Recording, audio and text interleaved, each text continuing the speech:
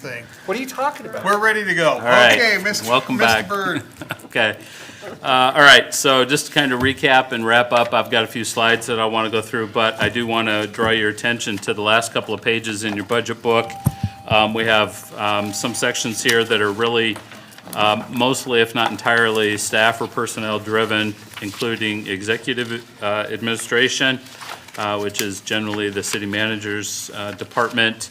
The next page, city council,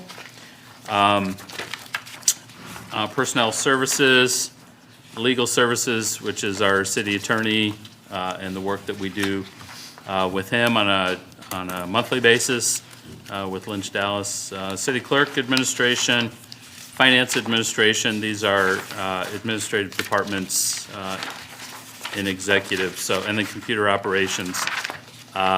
Again, hardly any changes, if any, or personnel, wages, and benefits only. So if you have any questions there, let me know. Otherwise, I'm going to wrap up with some closing slides. We're good with our IT people, right? We're good with our IT people. Why would you say that? We All right. You're the only department that is. I would just like to point out that the person who oversees computer operations and personnel and administrative services has won several awards for her. She is an award-winning CPA, yes. Yes. And she is. does it all. And she's Yes. running IT right now, too. Yes, I see that. Yeah. She's a wizard. Okay, so I've got a few slides to close up here and recap some of the, again, benchmarks, and then just a few closing thoughts and comments. I do want to touch on local option sales tax and hotel motel.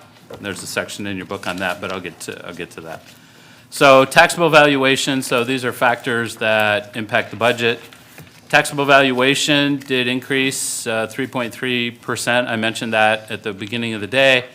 Our TIF taxable valuation is 84 million. That's a decrease of 23%, largely because we released some of that TIF increment knowing that we wouldn't need as much. And so what that does is that not only supports the city's general fund as well, but it also supports the counties and the school districts and the other taxing authorities, because it makes additional tax base or tax value available for them to tax as well. That's how TIF works. Anything we capture as TIF, we capture for TIF projects or functions. Anything we don't capture is released to general funds. So we released about $23 million or something like that, so 23%. So our regular taxable valuation, 864 million, was an increase of 7%. But because of House File 718, anything over 3% is adjusted into the new combined general fund levy, which in fiscal 26 was $8.51. It's projected to be in fiscal 27, $8.27, despite the fact that we have, so essentially what that's saying is, while we kind of self-inflicted it because we released TIF, that was our largest valuation growth, we self-inflicted a haircut there because of 718, but again, it was the right thing to do based on what we needed to do. And then just a reminder, that last line, we need to be at 810 by fiscal 29, regardless of valuations, because that's House File 718. So what that means for us then for fiscal 27 is that property taxes are about 13.9 million. That's an increase of about $800,000 or 6% in terms of dollar amount. Now, Deputy City Manager Nick McGregor just told me that the House State House of Representatives just released their property tax reform bill, and they're looking at a 2% cap on growth. So put that into context of the right-hand side of that slide, and you can see what some of the property tax reform is looking at. Now, remember what I said earlier in the day, despite the fact that the rollback is the second greatest in 50 years. So anyway, I'm editorializing. Here's the effects of the rollback this year, and you can see it in the bubble, at 44.5345%, compared to last year's 47.4316%. What that means is less value available to taxing entities on the residential side. And I emphasize that because it seems more and more the residential component of our taxing system is taking more and more of the tax burden for all three entities, the cities, the counties, and the schools, residential properties bearing most of the weight of the property tax system. And I have some slides to illustrate that. But I want to show, all things being equal, everything we talked about today, just in a general sense, you see fiscal 26 there on a property assessed at $100,000 with the 47% rollback, left a taxable value this current year of $47,430 at the city-only levy rate, that's not the combined, for county and schools, of $15.93, had a tax burden of $755. In fiscal 27, what we're talking about and proposing at the same $100,000 home, 44% rollback, again, all things being equal, we haven't talked about levy rate, but stays the same. It's a decrease in the tax burden for that home of $46 on the year, right? What that looks like commercially, it's the same math. You see the fiscal 26, now there's that division for the first 150 of assessed value is at the residential rate and 90% at the commercial rate. And so you can see a commercial property this year is paying $3,285. A commercial property next year would pay $3,215, a decrease of $70 a year or $570 a month, right? On my home, just to provide a real life example, because a lot of people will say, well, my assessment went up a lot, right? Well, you can see on that top line, my assessed value did go up. It went up almost 12%, right? And again, the assessment is a function of state law, where the county assessors charge to driving your assessments to something close to market value, right? That's state law. They're required to do that. So those same calculations on my home, I actually see an increase of $100 a year, or $8 a month. And I show that because I did have a valuation increase, right, of about 12%. Some people are going to see more and some people are going to see less. But just this illustrates also that rollback effect, that while my valuations went up 12%, I'm only seeing a 5% increase in the property tax, right? Right. Okay?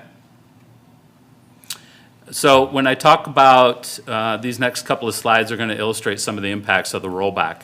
This is what the rollback, the red line, the bottom line is the residential rollback. This is the latest slide I could find from the Ivy League of Cities, but the illustration isn't getting any better as it goes right in the next 2 years, right? So this is fiscal 25 at 46. Fiscal 26, it went up a couple of clicks to 47, but now in fiscal 27, it's down to 44. And then you can see an adjustment that they had there for the commercial back in the day. When we talk about property taxes or local government, municipalities overspending, well, historically, property taxes as a percent of personal income has continually declined. And you can see that downward slope since 1979, which is the first full year of the rollback through fiscal 24. It's somewhere around 3.4% of personal income is property tax. So that puts it in perspective of folks saying, well, spending is out of control, property taxes are rising.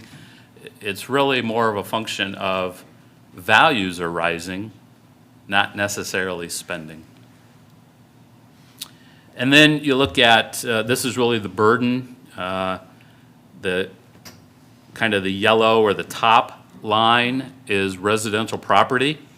And the next line down, the kind of the dark blue is ag, followed by commercial, industrial, and utility at the bottom as you move right. It's the percent of statewide property taxes collected by those different classes. Residential's at the top, the biggest burden, and rising, right? So in my opinion, to fix the system, there needs to be more equity between all classes of commercial, or all classes of property taxes. These boxes are hard to read, but basically they show mandates are unfunded mandates from state government to local government that show up on the residential tax burden, right? And so what some of these will say is in 2011, the state legislature reduced funding for libraries, 24.8% decrease in funding. Well, we just saw in House File 718, they did that again. So what's that do? Well, that puts a greater burden on local government. Pension system changes in 2011. We see, phase out of the multi-class property, which took the rental properties from commercial class, created its own class of property, and then eliminated that class altogether. Well, that moves that whole class of property to residential. Again, puts more burden on residential, right? If you want this slide, I'm happy to share it, but it just illustrates how some of our system is broken in these ways and not just the spending side of things. And then there's this new tool on the State Department of Management website, and this is specific to Burlington. You can see up in the corner, and you can select any city here, and it shows, and then these boxes populate based on the city that you select. So assessed property has increased 35%, inflation is 24%, property taxes levied have increased 7%, and our population has decreased 3%. So what's important about this, when you look at the red line, which is assessed value, and the blue line, which are property taxes assessed, they're diverging, right? Now, they're following a similar track, but they're far apart for Burlington, which means our spending and our property tax levied are not keeping pace with assessments, right? We're doing a better job than that. I did do some comparisons with this tool. I didn't copy the slides of just some quick comparables. Marshalltown, Clinton, Mason City, Dubuque, they're all in double-digit blue line property taxes assessed and levied. They're all in double-digit. We were performing well below at least just those four that I looked at. This tool's out there if you want the link to it so you can go play around yourself. That's great. I like this slide because it shows the percent of our tax dollars in Burlington for fiscal '26. This is a tool from the Iowa League of Cities. It's called the dollar tool.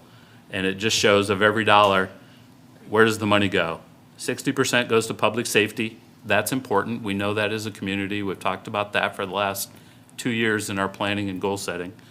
Then you have public works at 14%. That's important, right? We have streets and infrastructure and sewers and water. And then you have culture and recreation, which we just spent, the last part of today talking about the importance of quality of life as well, and that comes in third at 12%. And then you have general government and other functions that we do. And again, you can select by city, so you can compare and contrast to other cities with this tool, and there's a link if you want that. Okay, so let's go to the lost hotel motel tabs in your book. I don't really have a lot of data on here. More what I want to do is just look at kind of where we are with lost and hotel motel, and then just a couple of wrap up thoughts. So you should have a tab for lost, and if you just flip that over one page, without going into the detail sheets, this first page in here is really the important one. This is where we plug in the department requests. Of course, at the top, you see the beginning balance, the projected revenues, and the ending balance, and then what's available, and then property tax relief, and then the mandates, the police officers, the police cars, the public safety. And then you start moving down through the department requests. So a couple of things that I want to note out of here, and then maybe just ask for some thoughts or input. So, you see fire building upgrades and then ambulance. If you bring ambulance over for this year, for fiscal '27 proposed, I've removed that $436,000 for the ambulance, because I'm going to ask that we bond for that, Okay. rather than take it out of a local option sales tax. And again, that's appropriate in keeping with our financial policy, because it's a vehicle that has a useful life well beyond the life of a bond, and it's large enough. If you go down a little further to forestry, right after the big block with parks, you'll see the same thing for forestry equipment, the large bucket truck. I've removed that one as well. That was 240, I think, or 250. I've asked, same thing, can we put that in the bond, the GO bond that we're looking at? Do you see those down the left side? You already, I've already taken them out, They're so, already gone. Oh, okay, so you're gonna see the item in there, but you're gonna see a zero on the far right. okay. Okay. I'm thinking. Yep, no, it's already gone. Okay. And then, almost at the end, you see the comprehensive plan update and park master plan. We've talked about that a couple, 3 times today. That's still in here. But again, my recommendation would be, and we can bring this back in a separate action, it'd be a resolution anyway, for council to consider, but that we split that, we do $100,000 in fiscal '26 now, this year, and $100,000 in here and propose for fiscal '27. So, without any further conversation, I draw your attention to the bottom of the page, at the bottom right, knowing that our financial policy mandates a 15% fund balance in there. Right now, the way it sits is 14.6, so we're just a click below policy. But personally, I would recommend that we try to hit more of the 20% range, which means that I need to still provide some recommendation and some movement for some things here. But I'd like to see us get to 20, but this is where I'll ask for some input and feedback on local option sales tax. So for that 200,000, how much would that change the percentage to if we did just the 100? It would take it to 16% if we went half and half. Okay. So it That- gets you over policy at least. Yeah, at least that solves that. Yep. But thought this that- would, oh, go ahead. I thought the 15% was just for the general fund, and this is part of the sales tax. No, you fund. actually have that for a lot of your funds. Okay. Actually, all Okay. of them. All right, cool. Well, what else would you propose to move to get to 20? I haven't looked at it that close yet. Okay. So right now, I don't have a recommendation for that. What's, Otherwise, are you comfortable with the things that we've talked about today and that are proposed? Otherwise, what we'll do out of today is that I'll get with staff and we'll go through and we'll make a hard recommendation. yeah, and now's the we'll time, come back Council, to talk about some of that stuff. Bear in mind, you know, on the CIP, there's things to be discussed down the road there as far as what priority, what projects, or whether you're even gonna be there. So you're mainly looking at the budget discussion for fiscal year 2027, so now's the time to weigh in. If we wanna think about it overnight, you can do so, but now rather than later. Are some of these things just placeholders, though, and it may affect that, like, we're not, No, the things in fiscal '27, so the far right column, they're not placeholders? No. pretty much, this is what staff is recommending. Yep. All right. I'm just trying to figure out how to balance everything, right? Well, I noticed when I looked at fires, they always budget and then never spend it all. They're pretty good about being close, but not, Well, yeah. just the other thing, there is some, we've been doing it for years. There is some play in our budget with, because of the police situation. You know, we're 12 officers down. I don't think even with the changes that we're proposing, we'll magically fill those 12 spots this year. So, I mean, let's say we get lucky and hit a home run and fill 6. You still have 6 cushion there if needed, but I don't want to take it away from the police because my desire is to have those filled. But you do have some, it is a budget is what I'm trying to say. It- Budgets are made to Yeah. to flex in need over the year. That's why you make budget amendments and you go forward from there, but. But we Yeah. can't fund certain I know, departments I with know. anything. I know that. Like the poor library, who is just, No, but that's also why, That's why they're on the you know, when CIP, and take some pressure off. when I opened the conversation this morning showing an 18% general fund balance that was in about $1 million deficit, if you take into account what the mayor's saying at maybe $500,000 of funded officers that we most likely will not hire or spend, it's there, and I've committed to the chief that if he brings me 8 people, we're gonna hire 8 people, we're gonna figure it out. Absolutely. But the reality is, how many is he gonna bring in a year or 18 months? So there is a little bit of cushion, which is why I'm backing away a little bit from my, let's be fully balanced, knowing that we have a little bit of cushion there in that. Well, and also our goal's been 15, but we consistently have gone past that 15 and. We've been over 20 the last 3 years. So like even if we planned on, it's gonna be 16 after you change those things. Well, I'm talking about the general fund. Oh, But you're looking at this one, this You're one's looking- been You said pretty it go back healthy up as to well. 16, right? Yeah. So, honestly, I feel good that it would still behave like it's always behaved and it'd stay there or go up anyway, because we budget these things, but I feel like we usually have some left over. Well, and so a couple of things on that, and part of the reason I'd like to see it a little higher, around 20, is that, yes, sometimes projects don't get done. It's staff time, other priorities. While we might budget for something, it's taken us almost 2 years to do the park lights in Riverside Park, right? Things just happen sometimes. And so we don't see things budgeted that actually get done. But at the same time, having a little bit higher fund balance, sometimes when things finally do happen, they're higher than we anticipated too. That too. Right? Like, which is what we saw with the park lights. So I think it's prudent to be on the higher side of that. You know, instead of 15%, let's shoot for 20. Well, if there aren't any other questions or concerns, Kay, I'll let you finish, but we will come up as staff with a recommendation for Lost, and we're gonna do the same thing here with Hotel Motel in a second, okay? We will come back to you. We still have a couple opportunities to discuss this in work session format, so, okay?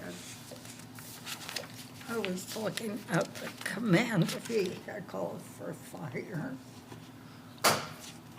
Is that a car? Is that a truck?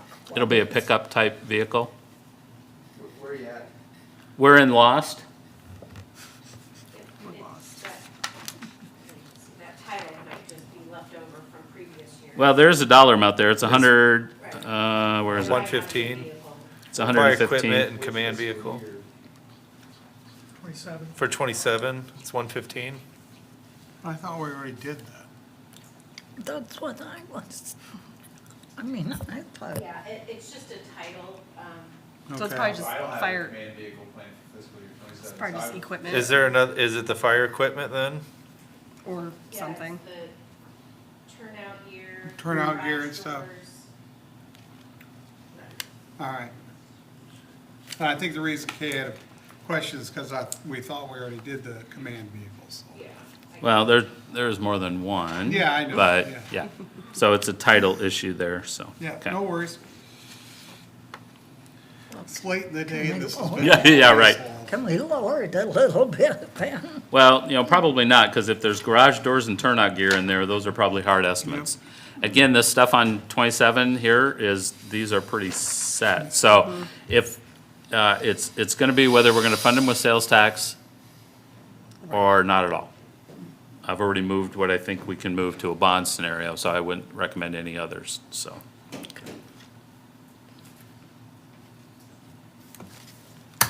Well, the general fund balance is what?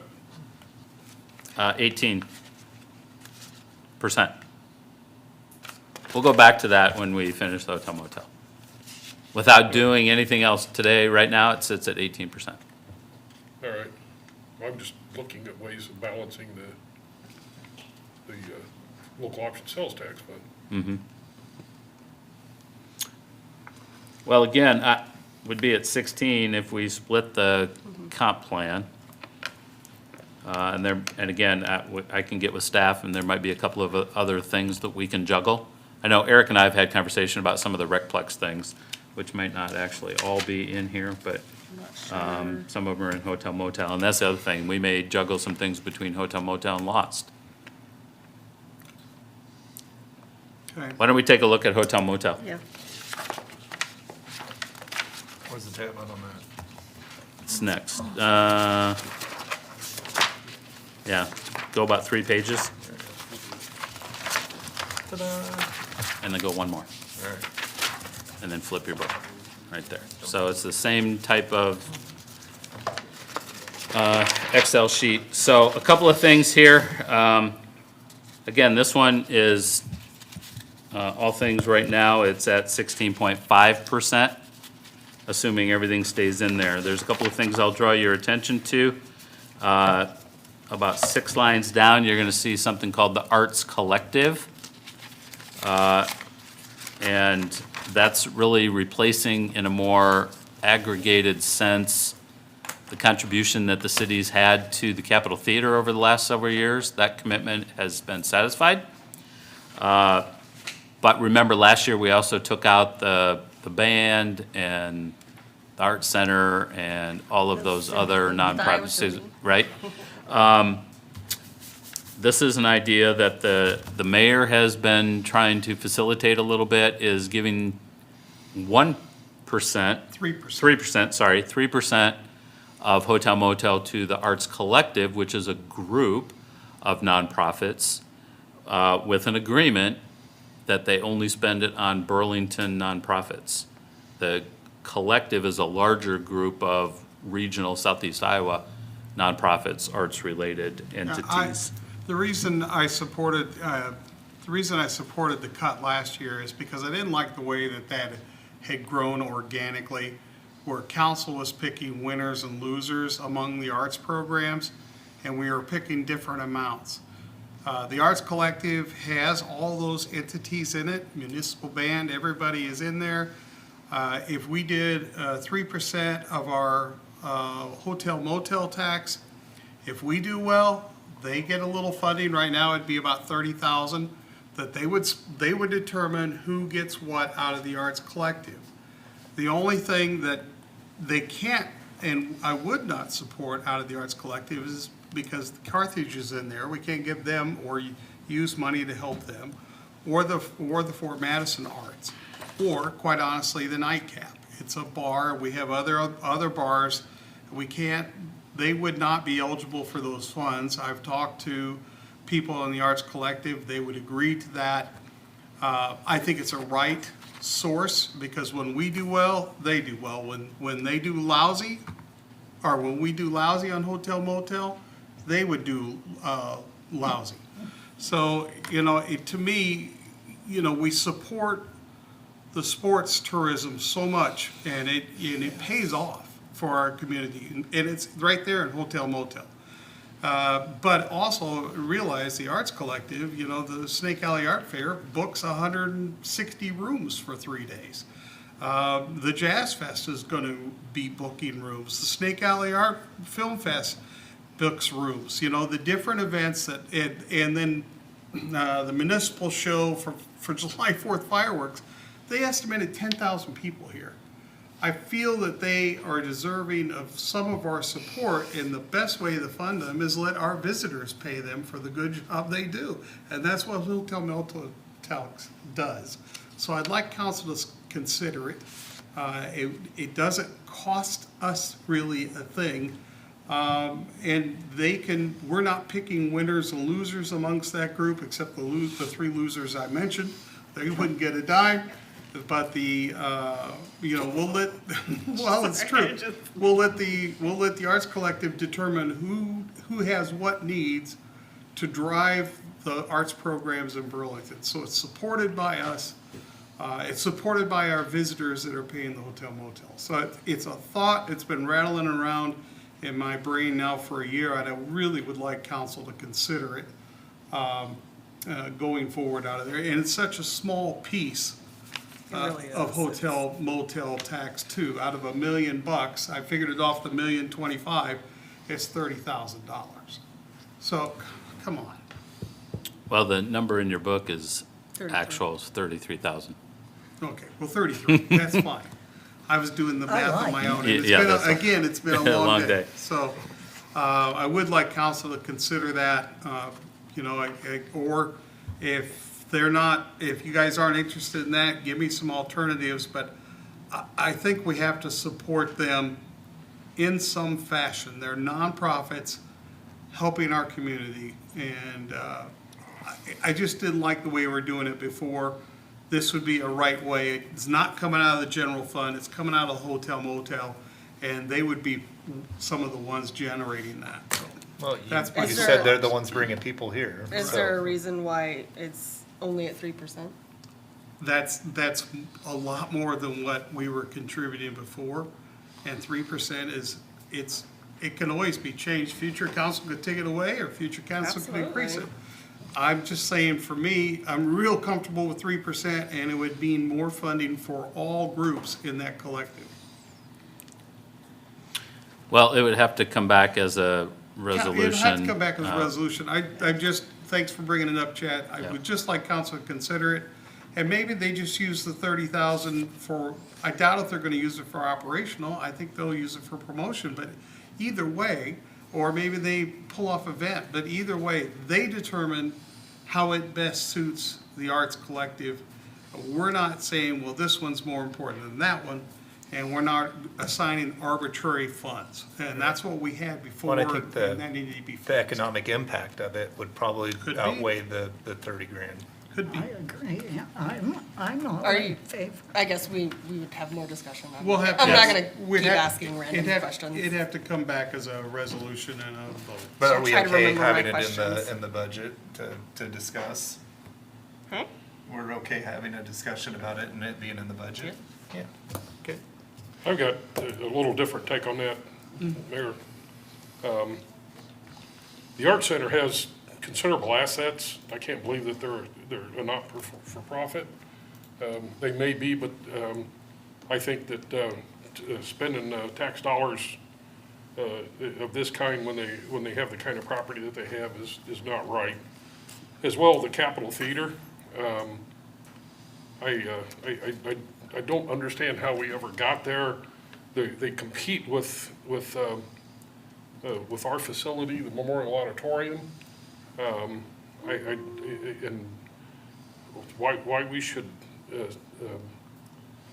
support them is beyond my ability to understand. I don't think it's competition at all. I think they're complementary. The auditorium holds 1,500 people, and the art center might hold 60, and the Capitol Theater, 350? So Okay. Everybody has a right to their I'll let you have opinions. your say, let me finish mine. The Southeast Iowa Symphony Orchestra is, covers 4 counties in Iowa and 2 in Illinois, and numerous other cities. And last time we talked to them, they did not receive funding from anyone else. There was no other government entity that stepped up and contributed to them. And it seems to me that is the understanding of the other government entities, that they didn't seem it worthwhile to support. And then if there was anybody that was to be to receive funding, is the Burlington Municipal Band, because it is a Burlington entity. And we know they're not-for-profit. They play all the time without any kind of funding or stipend or anything else. They just play to be playing. So, John, you're gonna have to bring your resolution forward, because Yeah. I see there's No, support for it, but it'd have to be a resolution. that's gonna be my position, so. Okay.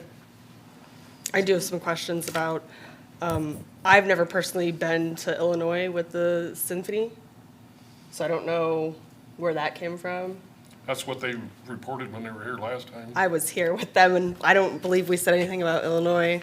But also, just because a government doesn't support an art doesn't mean that we shouldn't share that art with those who would never get an opportunity, that kind of thing. Because if that's the case, my library, like, if we're gonna fight that way, I don't have a problem with sharing their talents. I have a problem with sharing taxpayers' dollars.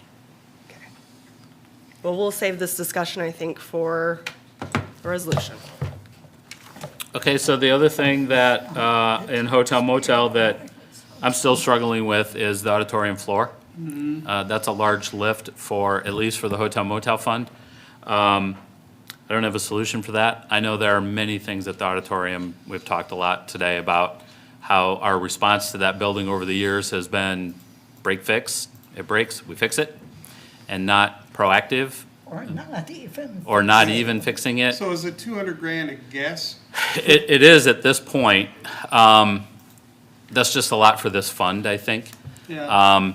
That's not me saying it's not important, it is. I've been on that floor, many of you have. Right. It's tough, it's almost unsafe, if it is not unsafe. I just don't know how to address that yet. Well, I guess yeah, Can we break it into pieces? Not the floor, You but can literally, yeah. No, I'm you know not, what I mean. I just well, have to solve it. I It's- understand your yeah. concern about it being there, and that's something you would have to deal with. You're our paid professional. I mean, we're all part-timers here up here, right? But before we got too lost in the weeds on it, I'd want us to go out and get some, I mean, it shouldn't cost us anything to go out and get some hard estimates. Yeah, the question will be, what do we do? Again, Nick mentioned, some epoxy coating or something like that, so that's gonna be part of it. There's been conversation with BRE that we strip out what's there and we polish the concrete and we're done. That might be a lower cost effective, if that can be done. Or we Have we looked underneath it? The sections that come up? it's concrete underneath there, right? So it's just what we do with that. Do we skim coat it? I don't know. I feel we just need a little more work in it. Again, I'll work with staff. I just wanted to draw that one to your attention because Okay. that's a big one.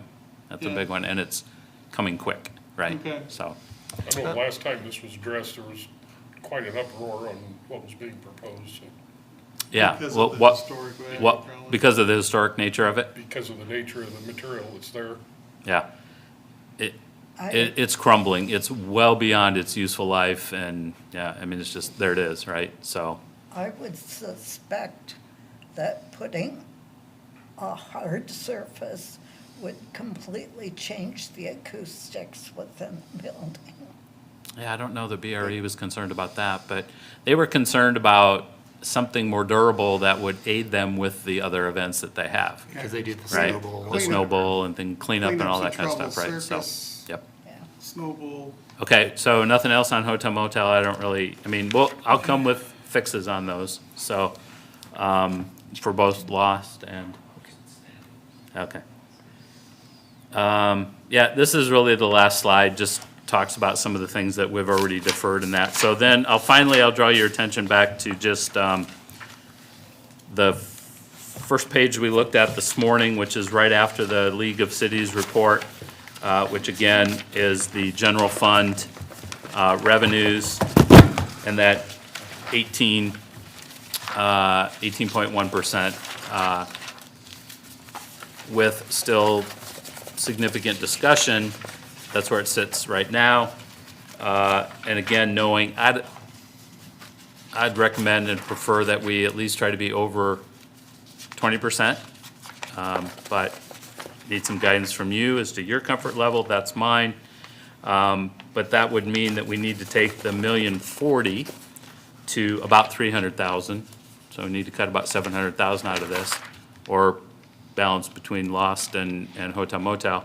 But we also talked about that this includes that cushion in the police department personnel, right? So, anyway, that's it for that. We will come back on the 26th That's a work session.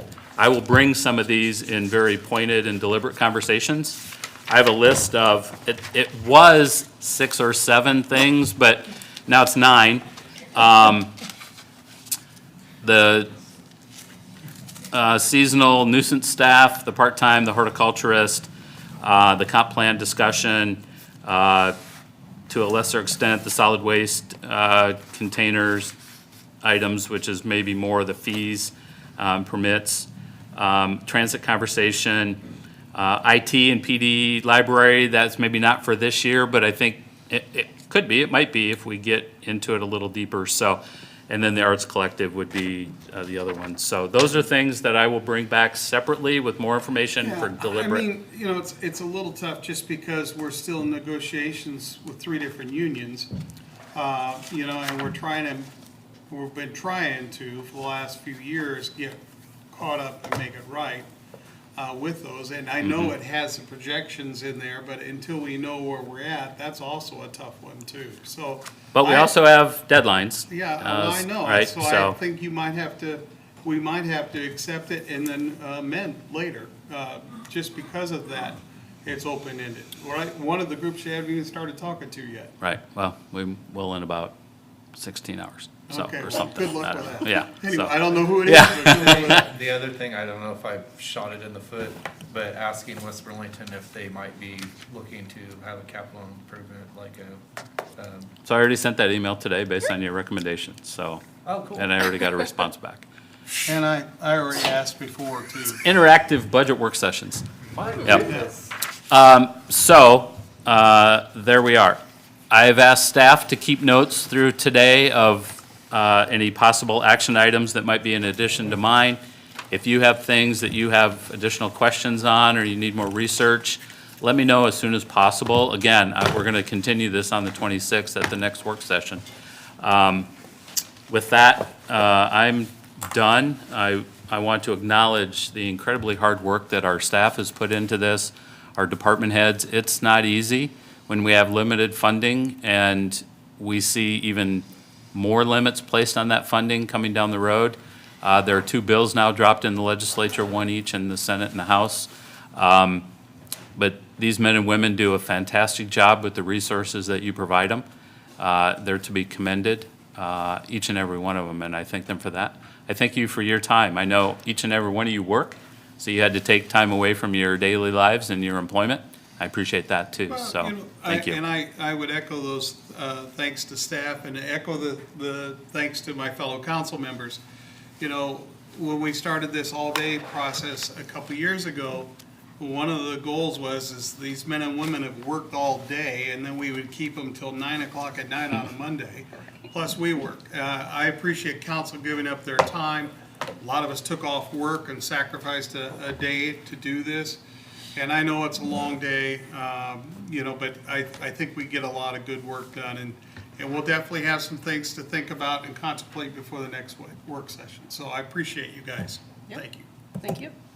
Thank you. When did you have time?